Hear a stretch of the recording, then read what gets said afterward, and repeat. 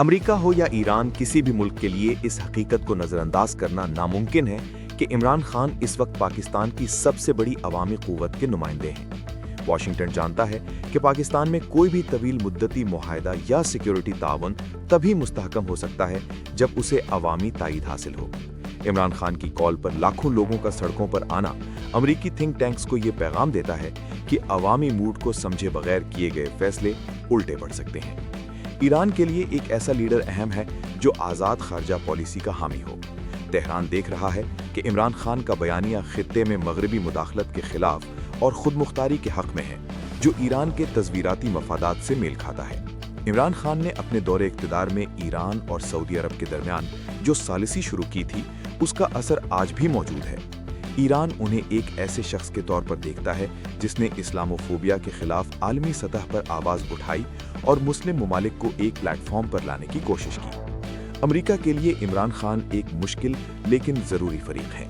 وہ جانتے ہیں کہ اگر افغانستان یا مشرق وسطیٰ میں کسی مستحکم سیاسی آواز کی ضرورت پڑی تو عمران خان کا اثر و رسوخ نظر انداز نہیں کیا جا سکتا۔ حالیہ امریکہ ایران مذاکرات کے دوران عمران خان کا جیل سے جلسہ منسوخ کرنے کا پیغام یہ ثابت کرتا ہے کہ وہ عالمی سطح پر پاکستان کے امیج کے بارے میں حساس ہیں۔ وہ ریاست کے اہم سفارتی مشنز میں رکاوٹ نہیں بننا چاہتے۔ یہ ذمہ دارانہ سیاسی رویہ جے ڈی وینس اور ایرانی وفد کے لیے ایک سگنل تھا کہ جیل میں ہونے کے باوجود ملکی حالات کی چابی انہی کے پاس ہے۔ عمران خان کا محمود اچکزئی اور علامہ ناصر عباس کو چننا ایک جمہوری ڈھال ہے۔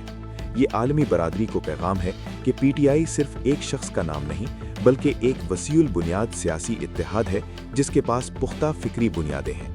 امریکہ کو خطے میں سیکیورٹی اور آبنائے ہرمز کے مسائل حل کرنے کے لیے پاکستان میں عوامی تائید یافتہ قیادت کی ضرورت ہے۔ ایران کے لیے عمران خان ایک ایسے برج ہیں جو تہران کو تنہائی سے نکال کر ایک بڑے مسلم بلاک کا حصہ بنا سکتے ہیں۔ اسلام آباد میں جاری عالمی امن مذاکرات کے عین درمیان عمران خان کا محمود اچکزئی اور علامہ ناصر عباس پر اعتماد کرنا محض ایک اتفاق نہیں ہے۔